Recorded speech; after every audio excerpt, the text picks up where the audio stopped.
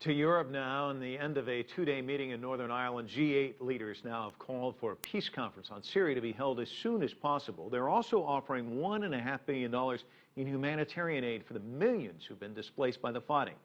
But as Richard Bestick reports, deep divisions remain as Russia stands by its embattled Middle East ally, Syrian President Bashar al-Assad.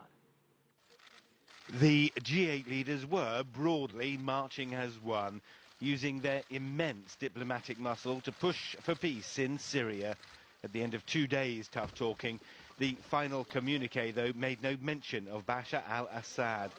That, despite G8 leaders other than Russia's President Putin calling on the Syrian leader to stand down. I think it is unthinkable that President Assad can play any part in the future government of his country. He has blood on his hands. He's used chemical weapons.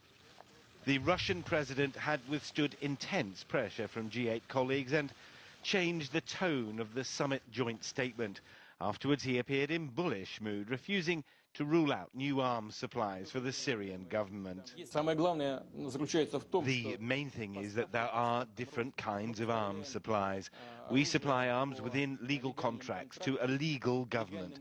That is the government of President Assad. And if we are going to sign such contracts, we will supply accordingly. Around the G8 table, it was agreed the Syrian government should allow a UN investigation into claims it used chemical weapons, but no dates for a proposed Geneva peace conference, and the idea of a transitional government would only be by mutual consent. It left a Cold War-like reality where the United States and Russia could be supplying arms to opposite sides in a civil war that's already cost more than 93,000 lives. The final communique from the G8 offers us two views of the Syrian tragedy. At best, an astute ability to overcome fundamental differences in the pursuit of peace.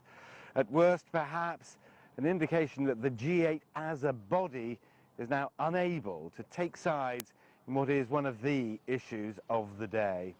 Richard Bestick, CCTV, at the G8 summit in Northern Ireland.